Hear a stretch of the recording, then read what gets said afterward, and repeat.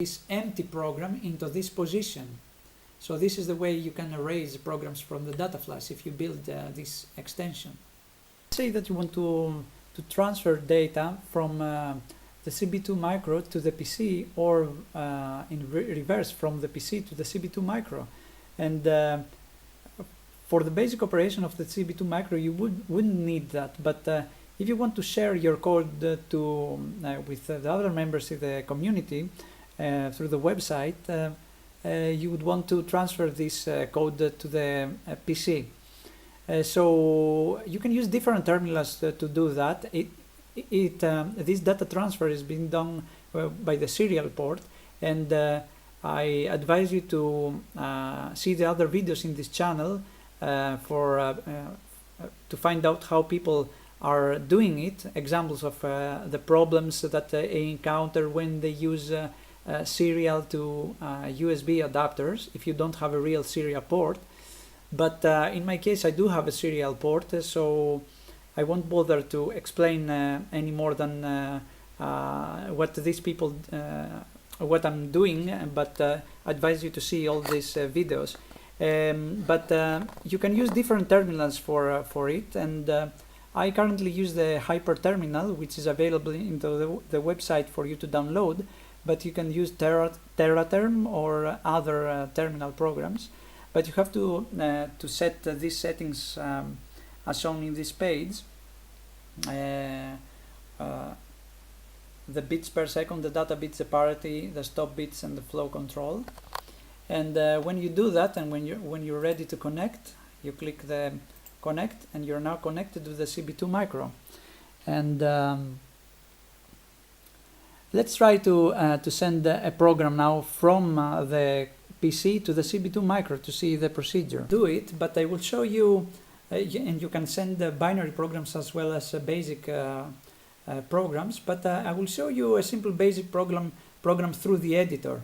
You can do it through the desktop for binary programs. So when you press and click the control button and then F3, you can receive a program from the computer, which can be also a binary program. And when you press the control and the F2, you can send the binary program or a basic program through the desktop screen to the computer. But I will show you through the editor how you can do it. So let's send, for example, okay, let's receive a program into the position 5. So I click F1 to edit this program, and then I click the control and F3, and it asks me receive program. Yes, I want to receive the program, and it waits in that state.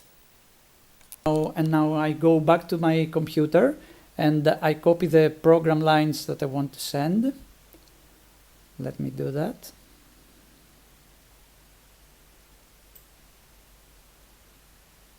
Okay, I don't know if I have copied the whole program here. No, I haven't.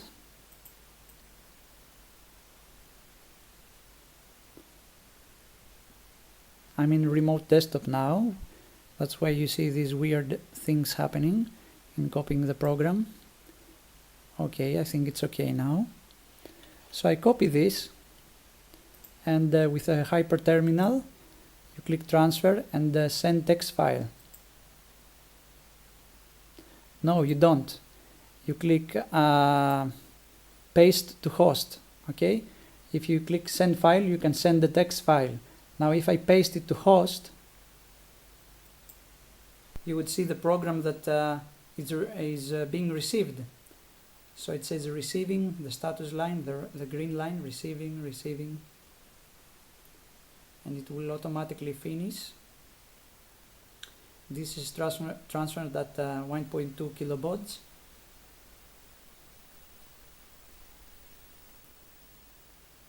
Okay, so it's finished now, and now I have to click F2 to save it. Save program, yes. And here's my program. And then I can escape and click enter to run it, or I can run it directly by pressing F4 in the editor. Okay, so here is a nice tic-tac-toe game that has been written by a member, and thank you for that. Okay, so yeah, that's basically what it is.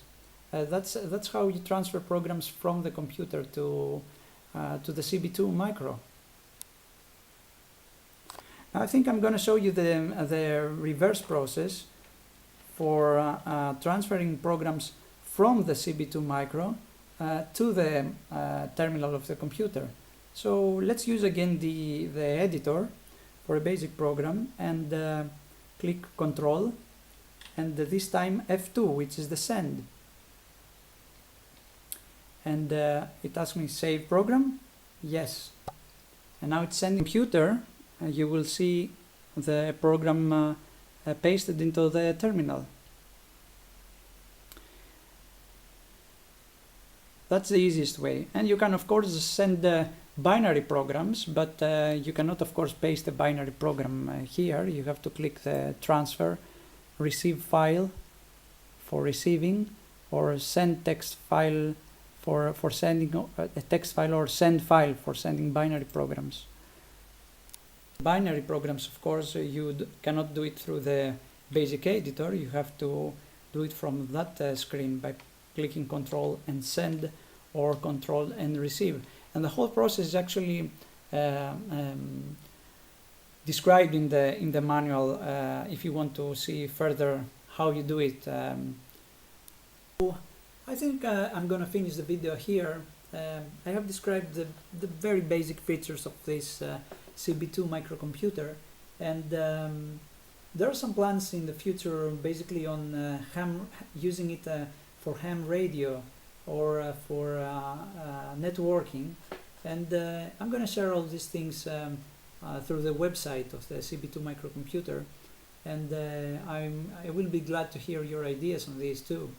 But if you are interested more in networking this computer with other computers or networks, and different ways to do it, I advise you to read the information in the website, and everything about this CB2 microcomputer will be described in detail after tested into the website. So